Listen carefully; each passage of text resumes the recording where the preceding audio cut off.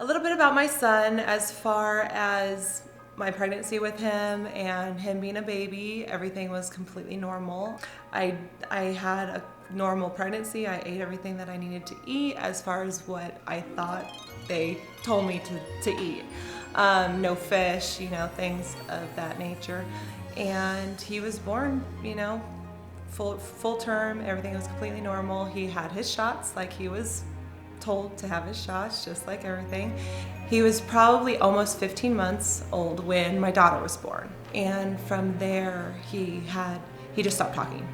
And we thought that it was just due to his sister being born. So we went to the doctors and they were not concerned at all. He was about 18 months old is when we started searching for other doctors. And I probably switched doctors 2 or 3 times till I found the one that said, let's go ahead and we'll, start going through in the regional and we'll get him, early intervention services. She diagnosed him with apraxia. Basically, the connection between his brain and his tongue just wasn't there. We taught him sign language so he could have somewhat of an outlet, but he still really wasn't talking. He started with it. His first word was it. And so he's worked, from there. And then in August of last year, we had him have a test with a specialist for autism. And we took him down to San Bernardino and he spent over an hour with this lady. And when we left there, she said, he's not autistic. And we went, because that's what, always was in the back of our mind, was that he was autistic. And it has a really scary title. It's a very scary thing to think of as your child. So once she said that it wasn't, we were just like, okay, great. It was like a huge relief. We're telling his infant specialist this, his speech therapist, and his speech therapist was like, I didn't think he was autistic anyways. With the school district, that's when they told us that he had quote unquote red flags for being autistic. And that was hard to hear because we're like, wait a minute, just 4 months prior, they're telling me, a specialist is telling me that he's not. So I asked her what it was. I said, well, what are the red flags? And she said he flapped. And autistic children have what they call their stimming. So they either, go like this or they have to move. There a lot of the kids that are verbal, they're like, I just have so much energy, I just have to get it out. And his stimming, what they said was his stimming, was arm flapping, which he did this. It wasn't arm flap. To me, it's not arm flapping. We taught him sign language. This means all done. And when you stick a child in a cubicle to do an evaluation, and everything was covered up.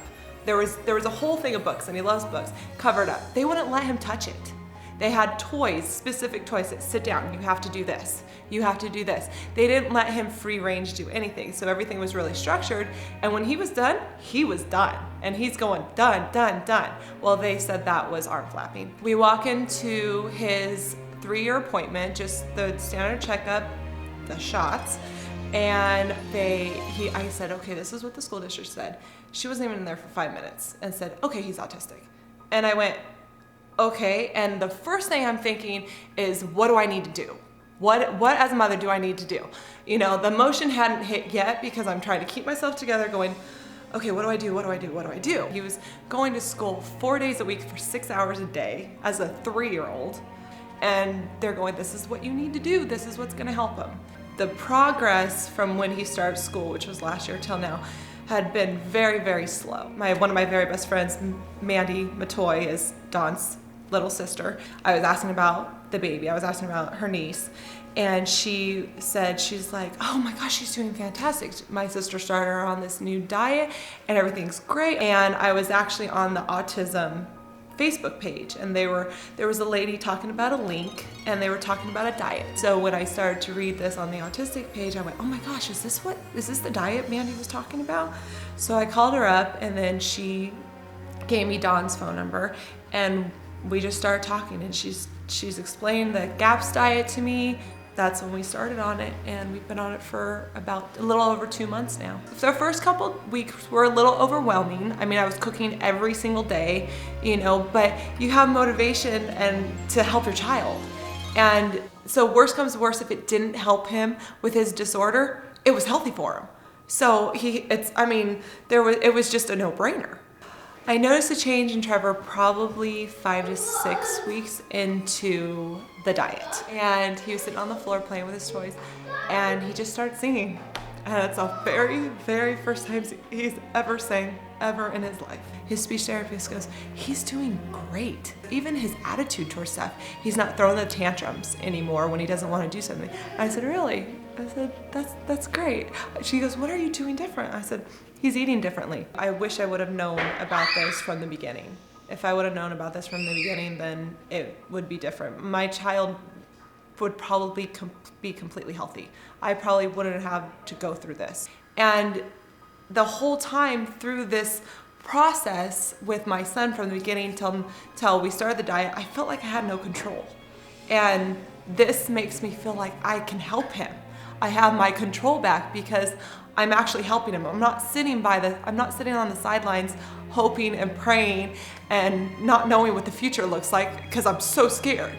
And now it's like the first time in almost 4 years where I feel like it's gonna be okay. Fish, fish, water, fish, cup,